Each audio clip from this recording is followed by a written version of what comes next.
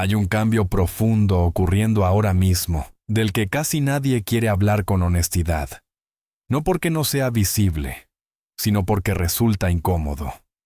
Durante años, muchas mujeres pasaron sus 20s y 30s repitiendo con orgullo que no necesitaban a nadie. Celebraron su independencia, construyeron su identidad alrededor de la autosuficiencia y aprendieron a ver la dependencia emocional como una debilidad. Ese mensaje se repitió hasta convertirse en una verdad incuestionable. El amor podía esperar, el tiempo estaba de su lado y las opciones siempre estarían ahí cuando decidieran mirar hacia atrás. Pero algo cambia cuando el calendario avanza y la realidad empieza a hablar más alto que los discursos. De repente llegan los 35, luego los 40, y con ellos una sensación inesperada de vacío. El entorno es el mismo, las rutinas siguen, el trabajo está ahí, incluso los logros materiales. Sin embargo, la atención ya no es la misma. Las miradas se vuelven menos frecuentes, las oportunidades más escasas, y el mercado de citas que antes parecía infinito, empieza a sentirse silencioso, casi desierto. Ese silencio no llega acompañado de una reflexión serena, sino de confusión y frustración. En lugar de preguntarse qué decisiones llevaron a este punto, muchas prefieren buscar culpables fuera. Los hombres se convierten en el objetivo más fácil.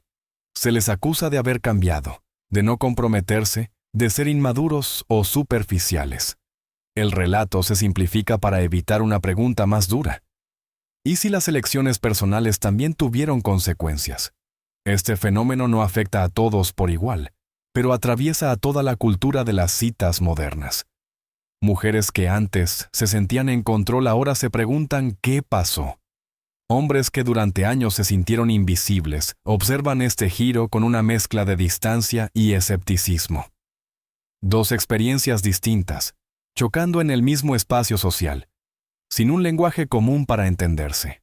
Lo que estamos viendo no es una crisis repentina, sino el resultado acumulado de ideas, expectativas y promesas que nunca se cuestionaron. Y este es solo el comienzo de una historia mucho más compleja, donde el poder, el deseo y la responsabilidad empiezan a cambiar de manos de una forma que muchos no estaban preparados para aceptar.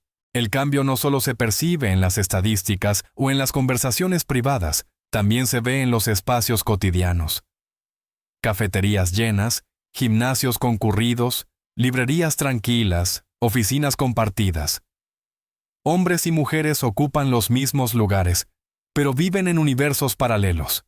Están cerca físicamente, pero emocionalmente separados por una barrera invisible que nadie parece saber cómo cruzar. Muchas mujeres observan este escenario con desconcierto. Se preguntan por qué nadie se acerca, por qué desapareció esa iniciativa que antes parecía natural. Interpretan el silencio como falta de interés, como cobardía o desmotivación. Desde su perspectiva, los hombres han dejado de esforzarse, han renunciado al cortejo, y ya no saben liderar una interacción básica. Del otro lado, la experiencia es muy distinta. Muchos hombres no sienten que hayan perdido el interés, sino que han aprendido a medir el riesgo. Durante años se les ha repetido que acercarse puede ser interpretado como acoso, que una palabra mal dicha puede convertirse en un problema público, que un gesto inocente puede ser grabado, sacado de contexto y convertido en una acusación. En ese entorno, la espontaneidad se vuelve peligrosa. Así se crea un punto muerto. Ella espera ser elegida sin exponerse. Él decide no exponerse para no ser castigado. Ambos permanecen inmóviles, convencidos de que el otro debería dar el primer paso. Y mientras esperan, nada ocurre. No hay encuentros, no hay errores, pero tampoco hay conexiones reales. Este estancamiento no nace de la falta de deseo, sino del miedo a las consecuencias. El rechazo ya no es lo que asusta.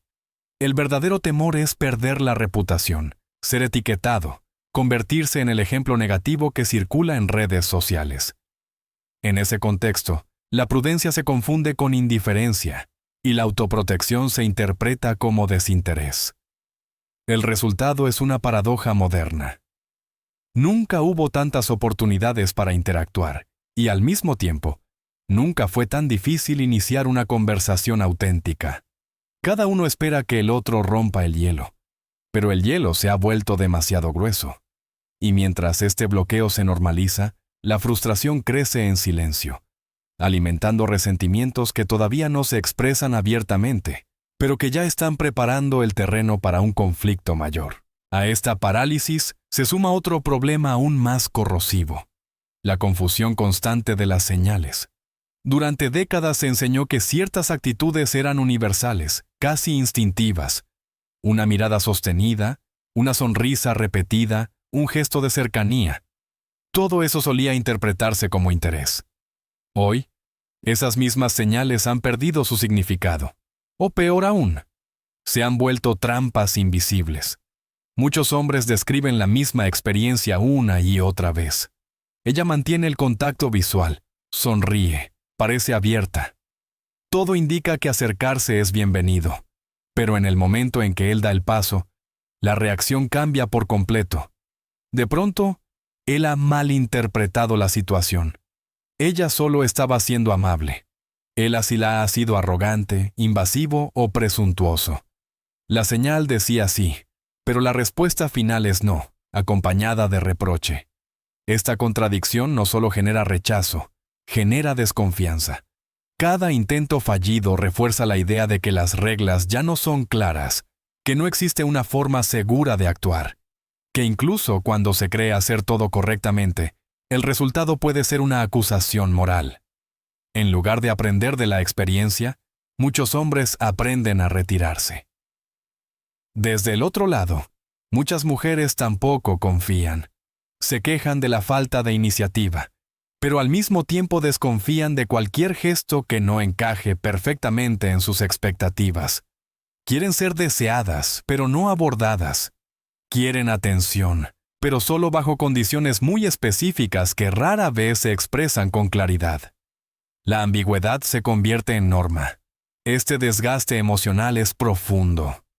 Intentar descifrar comportamientos que parecen cambiar según el contexto agota. Las interacciones se vuelven defensivas, calculadas, frías. Cada uno asume que el otro actúa con mala intención, aunque no haya pruebas reales de ello. Así nace un clima donde nadie se siente seguro y nadie se siente comprendido. Cuando la desconfianza alcanza este nivel, el vínculo se rompe antes incluso de empezar. No hay espacio para la espontaneidad, ni para el error humano. Solo queda la sospecha permanente. Y cuando hombres y mujeres empiezan a verse como riesgos potenciales en lugar de como personas, el terreno para una conexión auténtica desaparece por completo, dejando paso a una tensión que seguirá creciendo en las siguientes etapas de esta historia. Durante años, el mensaje fue claro y constante. Prioriza tu carrera, invierte en ti misma, viaja, explora, encuéntrate. El amor puede esperar. Muchas mujeres tomaron ese consejo con convicción, no porque fuera una imposición, sino porque parecía lógico. Tenían tiempo, tenían opciones, tenían la sensación de que el mundo estaba abierto y que cualquier puerta seguiría ahí cuando decidieran atravesarla. En sus 20s y principios de los 30s, esa narrativa funcionaba. La atención era abundante, las oportunidades constantes, la validación casi automática. Rechazar no tenía coste visible, siempre había alguien más esperando. En ese contexto, la idea de posponer una relación estable no parecía una apuesta arriesgada, sino una decisión inteligente. Se asumía que, cuando llegara el momento adecuado, bastaría con decidirlo. El problema aparece cuando ese momento llega y la realidad no responde como se esperaba. A finales de los 30, muchas de esas mujeres se encuentran con una situación inesperada. Son profesionales consolidadas, económicamente independientes, emocionalmente más claras sobre lo que quieren. Están listas para construir una familia o una relación seria. Pero descubren que los hombres de su misma edad no están mirando en la misma dirección. Muchos de ellos salen con mujeres más jóvenes, con menos exigencias acumuladas y más margen para empezar de cero. Ese choque genera una sensación profunda de traición, No hacia una persona concreta, sino hacia la promesa implícita que se les vendió. Nadie habló del coste de esperar.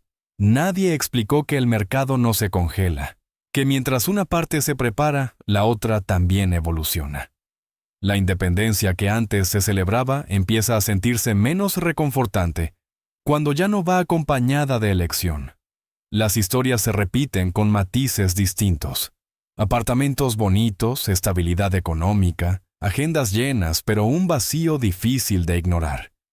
No es que falte éxito, es que falta alguien con quien compartirlo. Y esa ausencia duele más cuando llega acompañada de la pregunta que nadie quiere formular en voz alta. ¿Y si el tiempo no estaba tan de mi lado como me dijeron? Aquí comienza el verdadero conflicto emocional.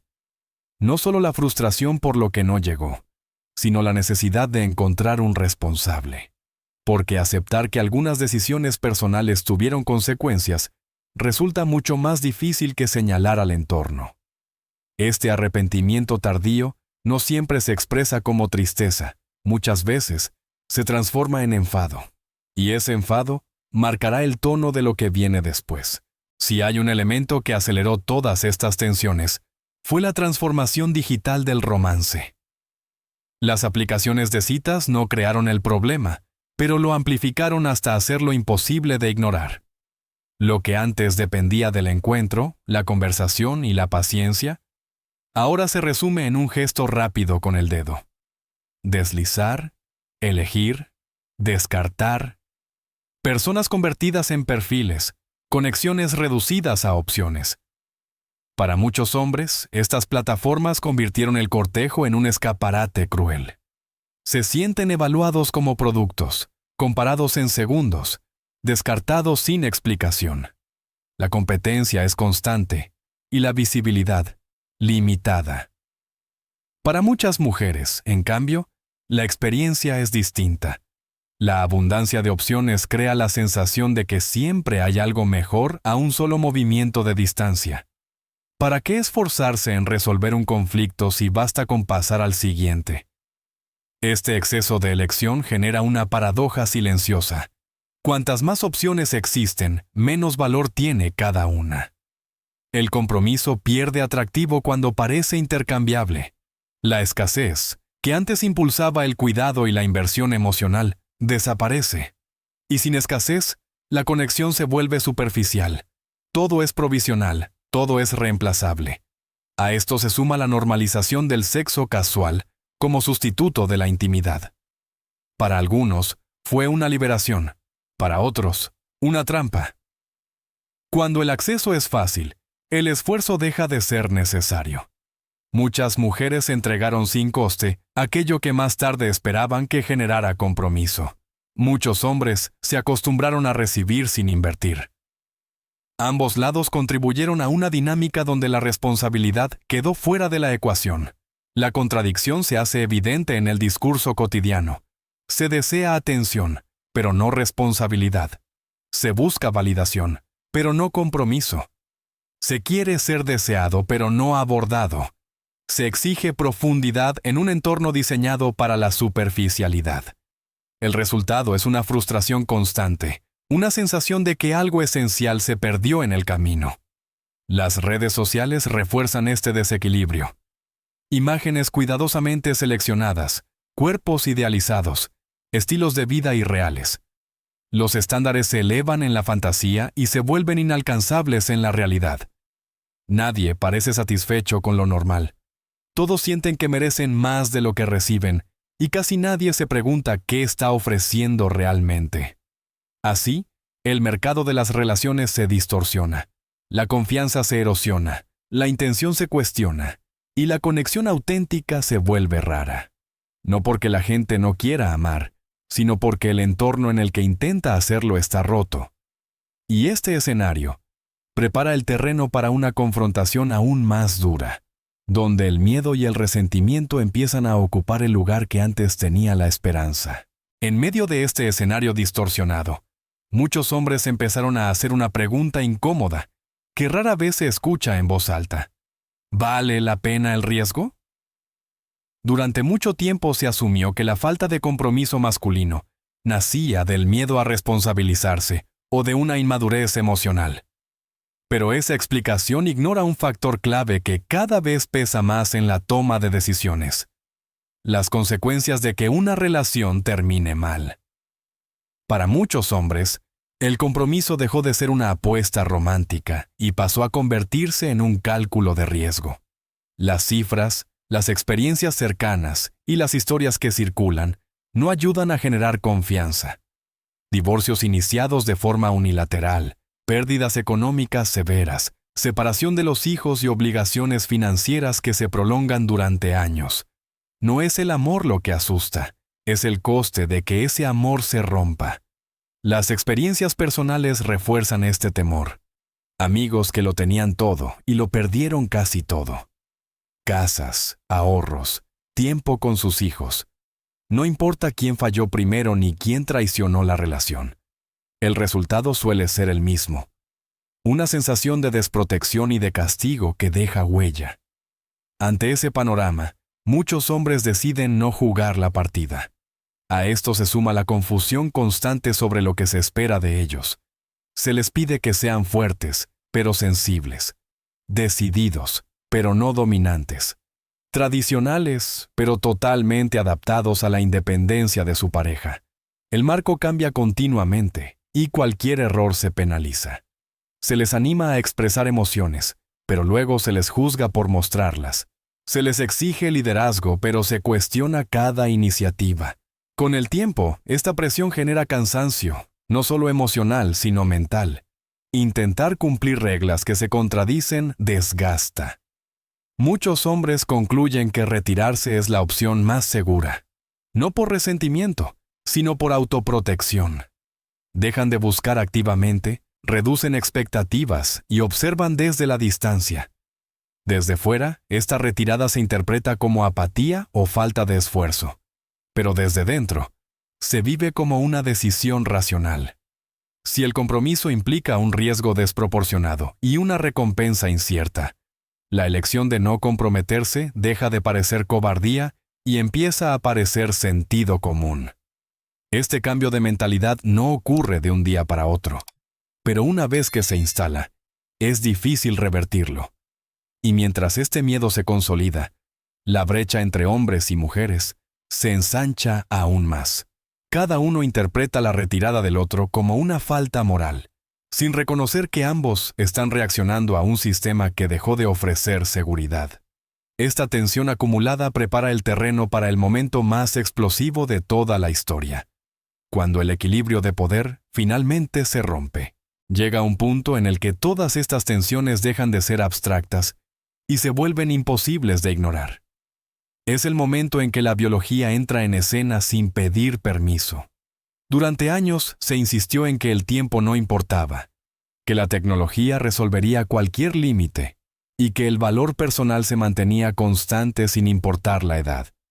Pero la realidad no funciona según consignas, funciona según reglas que no cambian por voluntad. Cuando muchas mujeres alcanzan finales de los 30, el equilibrio que antes las favorecía empieza a invertirse. La atención que parecía garantizada se desplaza hacia generaciones más jóvenes. Las opciones se reducen, el margen de elección se estrecha. Y este cambio no ocurre de forma gradual, ocurre de manera abrupta, casi brutal. Lo que antes era abundancia se convierte en competencia. Este es el momento en que aparece el muro, no como un castigo, sino como una consecuencia. Durante la juventud, muchas mujeres tuvieron el control del mercado. Podían elegir, rechazar, exigir. Siempre había alguien más esperando. Ese poder se vivía como algo natural, casi permanente. Pero el mercado no se detiene. Mientras unas postergaban, otros construían. Y cuando las cartas se redistribuyen, el control cambia de manos. La reacción inicial rara vez es aceptación. Lo más común es la negación y después la ira. Se acusa a los hombres de ser superficiales por preferir mujeres más jóvenes. Se les llama inmaduros por no querer sentar cabeza. Se les reprocha no valorar la experiencia o la estabilidad. Pero pocas veces se formula la pregunta incómoda: Cuando esas mismas mujeres tenían 20 y tantos, ¿buscaban hombres de 40? Este espejo resulta difícil de mirar, porque revela que muchas de las preferencias que ahora se critican fueron las mismas que se ejercieron cuando el poder estaba del otro lado. La diferencia no es moral, es estructural. Quien tiene opciones elige según sus deseos. Quien pierde opciones busca redefinir las reglas. Aquí nace una amargura profunda, no solo por lo que se pierde, sino por la sensación de haber sido engañadas por una narrativa que prometía tiempo infinito. La frustración no se dirige hacia esa narrativa, sino hacia quienes ahora tienen la capacidad de elegir. Los hombres se convierten en el blanco, no porque hayan cambiado, sino porque ahora ya no están disponibles para cumplir expectativas tardías. Este cambio de poder marca un antes y un después. A partir de aquí, la conversación deja de ser sobre citas y se convierte en una lucha por el control del relato. Quien acepta esta realidad puede adaptarse. Quien la niega queda atrapado en el resentimiento. Y este punto de quiebre es esencial para entender por qué el conflicto no se apaga, sino que se intensifica en las siguientes decisiones que toman muchos hombres. Ante este cambio de poder, muchos hombres no reaccionan con discursos ni confrontaciones abiertas.